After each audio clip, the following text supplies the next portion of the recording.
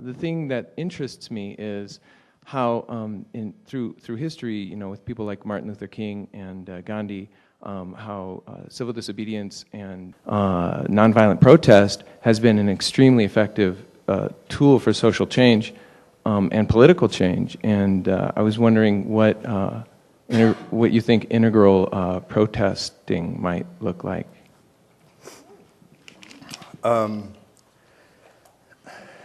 There are really only about 2 cases where a nonviolent protest of the type of Martin Luther King or Gandhi has succeeded. And that's in cultures that have a center of gravity at Orange. And anything lower than that is a disaster. If Martin Luther King or Gandhi had tried it with the Nazis, they would have gotten rolled over by tanks happily. And it would have saved the Nazis a lot of bullets. So not too many people know that Aurobindo wrote scathing attacks on Gandhi. He had a very low opinion of him. And because he was, in a sense, latched on to a type of green meme, rigid version of nonviolence.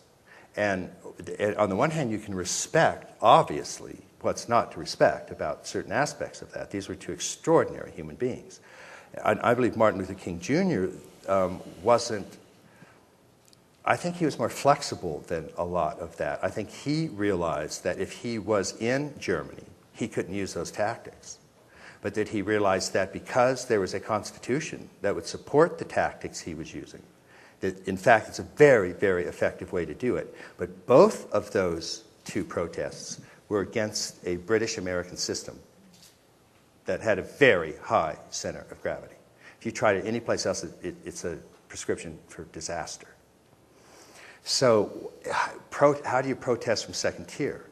Well, part of the things that's always so difficult about second tier, but even when you start at yellow, is it's often described as chameleon.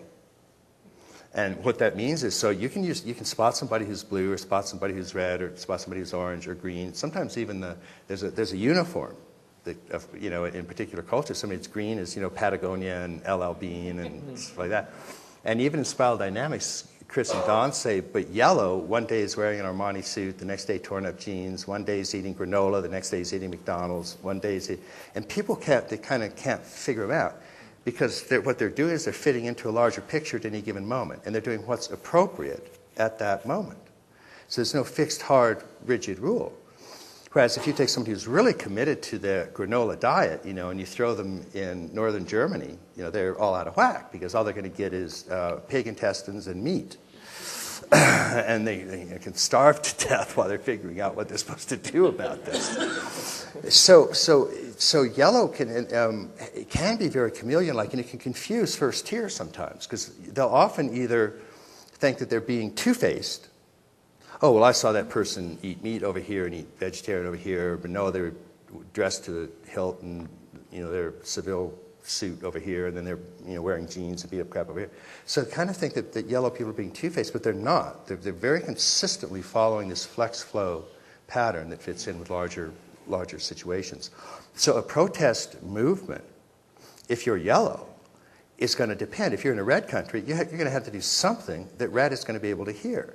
Lying down in front of red tanks, you're going to be red tank grease marks.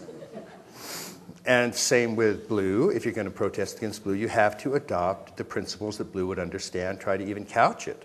Mm-hmm. If you're protesting biblical stuff, phrase it in biblical injunctions. At least work along lines like that, and so on. So it changes very, very dramatically.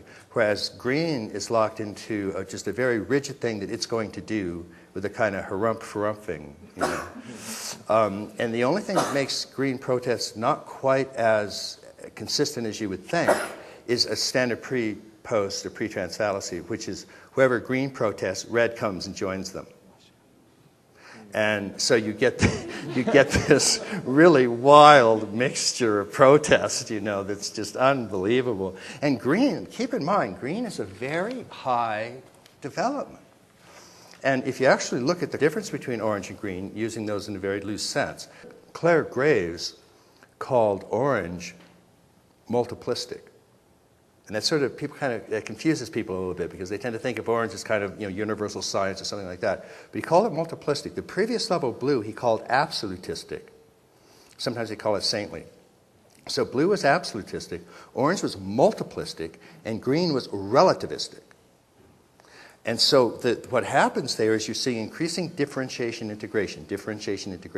So this absolutistic view that all the world's fundamentalist religions have, there's one God and there's one book and there's 10 commandments, and if you break those, you're going to burn in hell forever.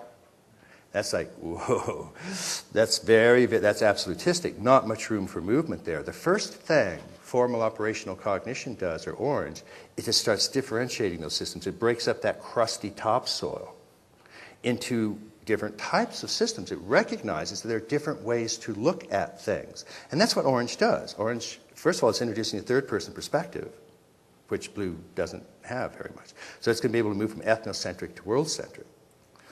And it's conceiving these multiplistic perspectives.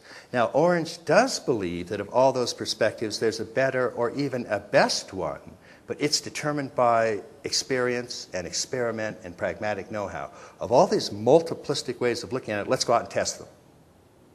So usually the reason people think of orange as being kind of, one view, universal science or something, is that that's the result of testing all of these different ones and then settling on the one that works best.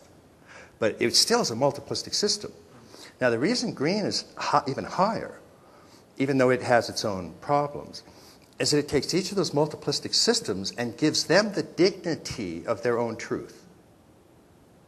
And that gets us into multicultural diversity and so on. And of course, each of these has its downside. And keep in mind, each of these also has not just its downside if it's healthy, but it has its pathological version.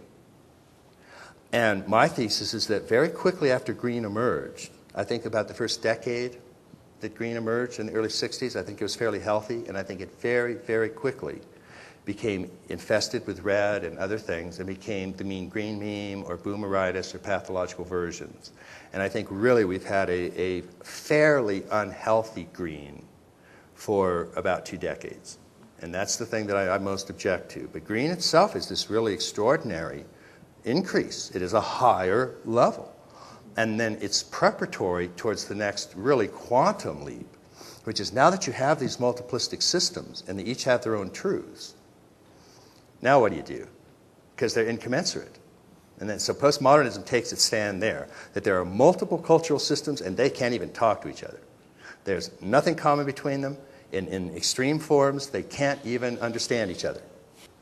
So when green goes in to do a protest, it's going to be rigidly locked into this system.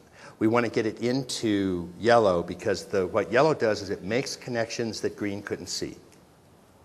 And once it sees those connections that bind all of these cultural patterns together, then it does 2 things. It allows them their relative autonomy, but set in context of larger patterns that are universal in a positive sense.